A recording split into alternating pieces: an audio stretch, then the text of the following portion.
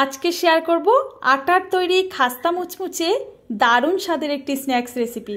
এটা তৈরি করে 1 মাসের জন্য স্টোর করে রেখে দিতে পারবেন বাচ্চাদের হালকা ফুলকা খিদে মেটাতে, কিংবা বাড়িতে হঠাৎ করে গেস্ট আসলে চায়ের সঙ্গে পরিবেশন করতে পারেন। এই রেসিপিটি বানাতে হাতে গোনা একেবারে 10 থেকে 15 মিনিট মতো সময় লাগবে। খেতে কিন্তু দারুণ মজার, কখন যে কৌটো ফাঁকা করবে বাচ্চারা নিজেও টের পাবেন না। তো নমস্কার বন্ধুরা, আমার নতুন একটা রেসিপিতে আবারও সবাইকে স্বাগত জানাই। আজকে শেয়ার করব দারুণ স্বাদের এই রেসিপি। আশা করছি রেসিপি ভালো লাগবে। রেসিপি ভালো লাগলে অনুরোধ রইল একটা লাইক করার জন্য, আর ফ্রেন্ড ও ফ্যামিলির কাছে রেসিপিটি শেয়ার করার জন্য। তো চলুন বন্ধুরা, আজকে রেসিপি শুরু করা যাক। আজকের এই রেসিপি তৈরির জন্য আমি এখানে একটা পাত্রের মধ্যে একটা বাটি মাপ করে নিয়ে নিয়েছি আটা, দিয়ে দিচ্ছি স্বাদ মতো লবণ, আর হাফ টিস্পুন মতো এখানে জোয়ানটা হাতের কাছে যদি না থাকে এখানে কালো জিরেও দিতে পারেন। এবার এই শুকনো উপকরণগুলোকে দেখুন প্রথমে ভালো করে মিশিয়ে নিচ্ছি। এখন আমি এখানে নিয়ে নিচ্ছি 1 টেবিল স্পুন মতো বাটার। এখানে বাটারটা দিয়ে এবার ভালো করে একটু মিশিয়ে নেব এই শুকনো উপকরণের মধ্যে। এখানে যদি হাতের কাছে বাটার না থাকে আপনারা এখানে সাদা তেল দিয়েও ময়ান তৈরি করতে পারবেন। তো দেখুন বন্ধুরা, এখানে কিন্তু ভালো করে আমার মিশিয়ে নেওয়া হয়ে গেছে। এখানে মুঠো করলে কিন্তু এরকম একদম ঝুরঝুরে আছে, খুব বেশি কিন্তু ময়ান দিতে হবে না। তো দেখুন বন্ধুরা, এবার অল্প অল্প করে জল দিয়ে আমি একটা ডো তৈরি করে নেব।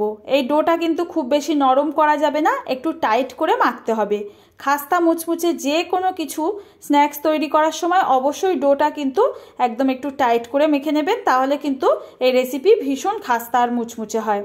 তো দেখুন এই ডোটা রেডি হয়ে গেছে, এটাকে ঢেকে আমি 5 মিনিটের জন্য সাইডে রেখে দিচ্ছি। এবার আমি একটা বাটির মধ্যে দেখুন নিয়ে নিলাম 1 টেবিল স্পুন মতো এখানে রিফাইন্ড অয়েল, এর মধ্যে দিয়ে দিচ্ছি 1 টেবিল স্পুন কর্নফ্লাওয়ার। এই দুটো ভালো করে একটু মিশিয়ে নেব। এই দুটো উপকরণ ভালো করে মেশালে একদম দেখবেন ক্রিমের মতো হয়ে যাচ্ছে। তো এটা কিন্তু আমাদের বলতে পারেন এই রেসিপির একদম মূল উপাদান। এটা যদি না করা হয় একদমই কিন্তু অসংখ্য লেয়ার হবে না আর খাস্তা মুচমুচে হবে না। এটাকে আমি তৈরি করে নিয়ে সাইডে রেখে দিলাম, এটা আমাদের পরে কাজে লাগবে। আর এদিকে যে আটার ডোটা তৈরি করে রেখেছিলাম এটাকে আবারও কিন্তু একটু ভালো করে মেখে নিয়ে এর থেকে কয়েকটা ভাগে ভাগ করে নিচ্ছি। ঠিক যেভাবে আমরা রুটি পরোটার জন্য লেচিগুলো তৈরি করি ঠিক সেইভাবেই করে নেব। এখানে খুব বেশি বড় বা খুব বেশি ছোট করার প্রয়োজন নেই। এখন এগুলোকে আমি বেলে নেব। সামান্য একটু করে আটা বা ময়দা দিয়ে বেলে নিতে হবে, খুব বেশি কিন্তু এখানে আটা ময়দা দেওয়া যাবে না, তাহলে এই রেসিপিটা যখন আমি ভাজবো তখন কিন্তু অসুবিধা হবে। তো দেখুন বন্ধুরা, আমি ঠিক রুটি পরোটার মতো পাতলা করেই বেলে নিচ্ছি। খুব বেশি কিন্তু লেয়ারটা মোটা করা যাবে না, তাহলে একদমই খাস্তা লেয়ারটা খুলতে চাইবে না।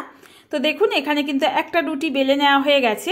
একইভাবে কিন্তু আমি এখানে সমস্ত রুটিগুলোকে বেলে নিচ্ছি। আমার সমস্ত রুটিগুলো এখানে বেলে নেওয়া হয়ে গেলে এখানে লেয়ারটা তৈরি করে নেব। তো দেখুন প্রথমে একটা রুটির সিট বিছিয়ে নিয়েছি, তার ওপর দিয়ে এই যে তেল আর কর্নফ্লাওয়ারের যে মিশ্রণটা তৈরি করে রেখেছিলাম সেই মিশ্রণটা দিয়ে দেব। এবার ভালো করে কিন্তু চারিদিকে লাগিয়ে নিতে হবে, আর খুব বেশি দেওয়া যাবে না, একদমই কিন্তু এখানে যতটুকু প্রয়োজন ততটুকুই দিতে হবে। এবার ওপর থেকে আবারও একটুখানি কিন্তু আটা বা কর্নফ্লাওয়ার যে কোনো একটা কিছু দিয়ে দেবেন, দিয়ে ভালো করে কিন্তু এখানে ছড়িয়ে দিতে হবে। ভালো করে চারি সাইডে ছড়িয়ে দেওয়ার পর আবারও উপর থেকে একটা লেয়ার তৈরি করে নেব। প্রথমে আবারও সেম প্রসেসে কিন্তু একটা রুটির শিট বিছিয়ে নিতে হবে। আবারও উপর থেকে কর্নফ্লাওয়ার আর তেলের মিশ্রণটা দিয়ে দেব। আবারও কিন্তু এর উপর অল্প করে আটা বা কর্নফ্লাওয়ার ছড়িয়ে দিতে হবে। তো এইভাবে কিন্তু 4টে রুটি আমি একইভাবে তৈরি করে নিয়েছি। এইবার কিন্তু মুড়ে নিতে হবে। তো দেখুন একটা ভাগ আমি এইভাবে মুড়ে অর্ধেক করে নিলাম। এবার কিন্তু এই মিশ্রণটা আবারও দিয়ে একটু আটা ছিটিয়ে দিচ্ছি।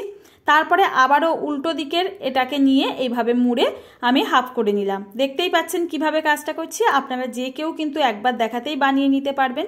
প্রত্যেকটা লেয়ারে শুধুমাত্র খেয়াল রাখতে হবে এখানে কর্নফ্লাওয়ার আর তেলের মিশ্রণ আর একটু করে আটা বা কর্নফ্লাওয়ার ছিটিয়ে যেতে হবে, তাহলে কিন্তু লেয়ারটা খুব সুন্দরভাবে তৈরি হবে। তো দেখুন এইভাবে মুড়ে কিন্তু দুই দিক থেকে একদম 4টে ভাগে ভাঁজ করে চৌকো শেপে করে নিয়েছি। এবার এটাকে কিন্তু আমি বেলে নেব।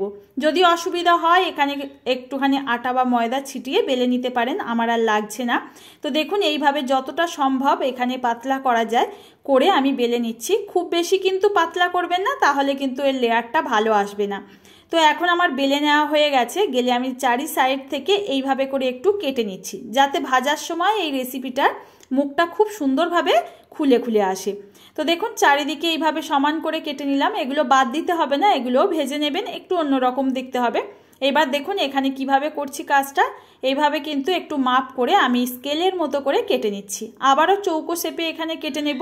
আমি বেশ কয়েকটা বানিয়ে নিয়েছি, সেটার সময় ক্যামেরা অফ হয়ে গেছিলো তাই দেখাতে পারিনি। আবারও দেখিয়ে দিচ্ছি। দেখুন, বানানোটা একবার দেখলেই কিন্তু মন দিয়ে যে কেউ বানিয়ে নিতে পারবেন। তো দেখুন বন্ধুরা, এখানে প্রথমে এই সিটগুলোকে চৌকো শেপে কেটে এখানে একটা করে এইরকম সিট নিয়ে নেবেন হাতে, তারপর কোনাকুনি ভাবে ঠিক মুড়ে ছোট্ট একটা প্যাটিসের আকার দিতে হবে। ব্যাস এইটুকুই কাজ। খেয়াল করে দেখেছেন আমি কিন্তু কোনো রকম জল বা কিছুই দিচ্ছি না, এখানে শুধুমাত্র খুব ভালো করে এই মুখটাকে চেপে দেবেন। এটা ভাজার সময় যতটুকু খোলার ঠিক ততটুকুই খুলে যাবে, এখানে কিন্তু পুরোটা খুলবে না। তো দেখতেই পাচ্ছেন কিভাবে কাজটা করছি, একবার দেখাতেই কিন্তু যে কেউ বানিয়ে নিতে পারবেন। এগুলো বানানো কিন্তু ভীষণ সহজ। এইভাবে কিন্তু আপনারাও তৈরি করে কৌটো ভরে কিন্তু সারা মাস জুড়ে রেখে খেতে পারেন। তো দেখুন, আপনাদের সাথে কথা বলতে বলতে আমার এখানে সমস্ত জলখাবারগুলো তৈরি করে নেওয়া হয়ে গেছে।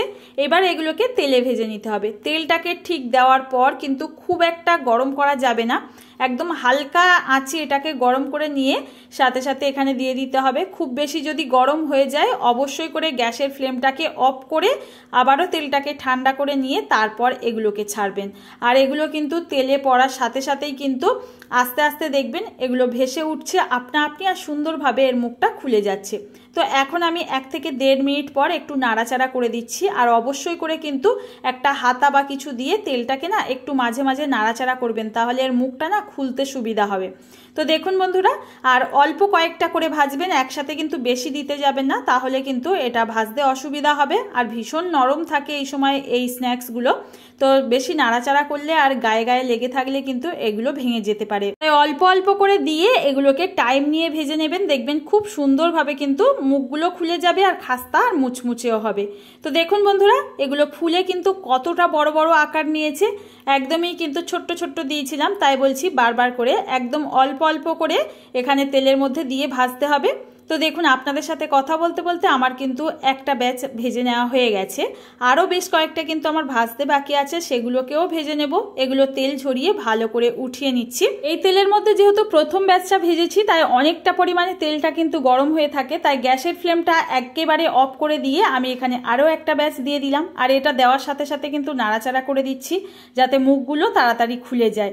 তো দেখুন বন্ধুরা, একইভাবে এখানে সমস্ত নিমকিগুলো ভেজে নিচ্ছি। সমস্ত নিমকি ভাজা হয়ে গেলে এখানে গরম গরম পরিবেশন করে দিচ্ছি। এগুলো কিন্তু এইভাবে বানিয়ে আপনারা ঠান্ডা হয়ে গেলে কৌটো ভরে স্টোর করে রেখে খেতে পারবেন। আর কতটা লোভনীয় হয়েছে দেখতেই পাচ্ছেন, ভীষণ কিন্তু খাস্তা আর মুচমুচে হয় ভেতর থেকে বাইরে থেকেও।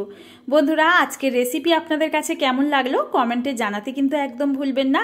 আর নতুন কেউ এসে থাকলে চ্যানেলটি ভালো লাগলে অবশ্যই সাবস্ক্রাইব করে নেবেন। এরকম সহজ রেসিপি দেখার জন্য পাশে থাকা নোটিফিকেশন বেলের অল অপশনটা ক্লিক করে রাখবেন।